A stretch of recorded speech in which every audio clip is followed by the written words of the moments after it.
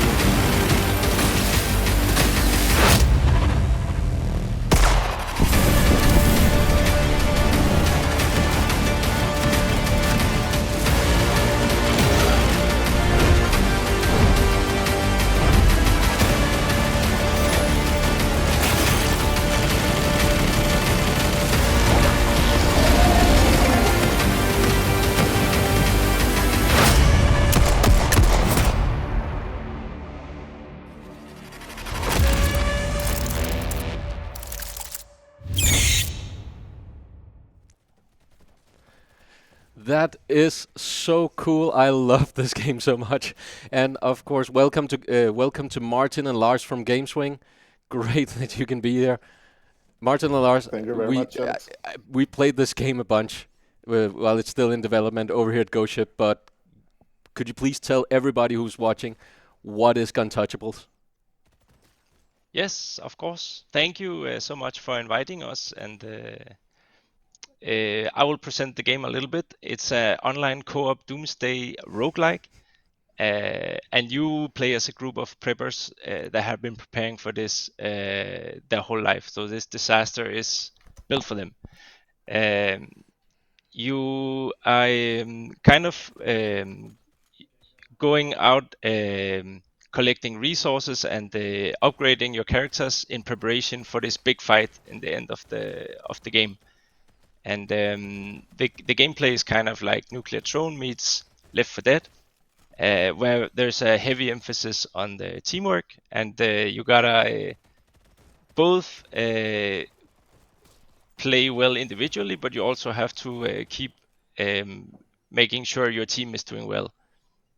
You don't want to stick in the levels too long, because then you get overrun by mutants, as you see, but you also want to stick around long enough for them, for you to collect enough upgrades to be strong enough to make it through the whole game to the final boss. Martin wants to talk a little bit more about this risk-reward balance there is in the game. All right. Yeah. Thanks, Lars. So yeah, on the surface level, as you can see, it's a very shooter, right?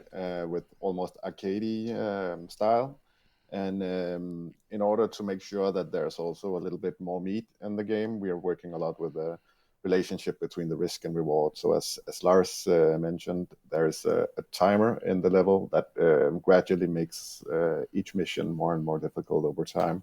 And then the players on their toes have to decide as a group, how bold should we be, how many objectives should we go for, how many grades should we go for, and so on and so forth. And in order to keep up with the rising difficulty, they need to sort of be bold, but if they're too greedy, then they will fail and die, right? So that's just one of the way we work with the risk and reward mechanic. Another way is we have a mutation system, so you're facing this horde of mutants, and between each missions, the players will have to vote on new mutations for those enemies, right? So they can get sometimes small things like become tougher, or they can get new abilities, or they can sometimes evolve into new enemies altogether. So there's like a bunch of different opportunities.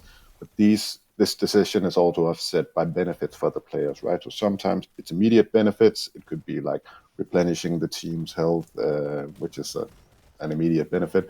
But then it could also be longer term things that might be bigger benefits but require more risk to take. So that's sort of how we work and make sure that there's a lot of interesting, non-trivial decisions while there's a lot of action as well. That's really, really cool. And we have played it a bunch here, and we of course know co-op shooters. We make a very popular one as well. We've had a lot of fun playing in co-op, Søren. Yeah, and it's a quite different experience still, this one, because it's as you can see, hectic, and you need to coordinate your actions, right? Especially now you can see on some of the video that you get these small ticks on the player, right? And then you need to support each other and say, "Hey, I'm ticked," and then Shoot me! shoot me! Please, get please, some guys, help. shoot! Untick me.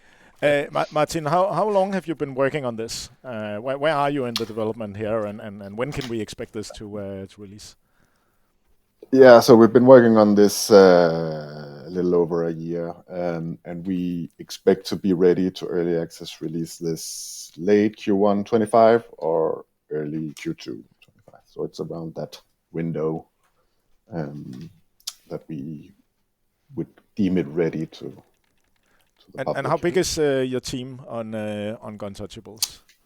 We're 6 members working on it right now, so a really lean team, but a really nicely scoped project as well. Everything is systemic, and it's very easy to sort of fill new content into this, and it will just sort of expand the realm of possibilities. So it's a super cool project to work on, and I'm really excited. I think it's going to be a lot of fun, and only more fun the longer we. It's already fun. It's all very fun, and I absolutely love the concept of playing as a prepper.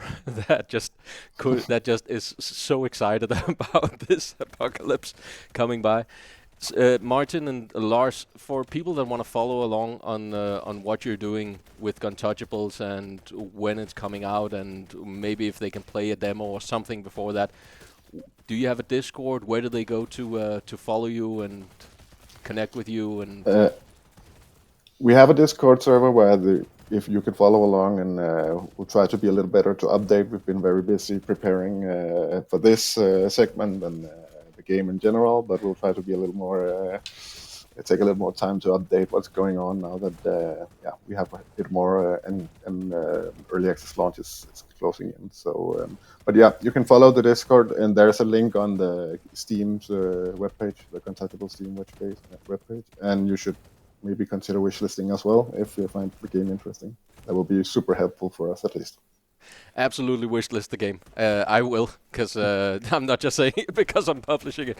I've had a lot of fun playing with people here from the office, just from where it is now, and it's only gotten better over the time. Yeah, and by wishlisting and following, of course, you will also get notified when the demo, the playtest starts, which will be in a foreseeable soon future, of course. So as you can see, the game is really very playable as it is, and there's not long to. We need to get some of you in to help GameSwing hone the fine details on this. Yeah. Very cool. Thanks for dropping by and showing us this new game, and we'll talk more and show more of this on the other side of in the beginning of the new year, for sure. Yeah, thanks for having us on. We're really happy us. to join the family. Absolutely. We're glad you're here, Martin and Lars, and the rest of the GameSwing team.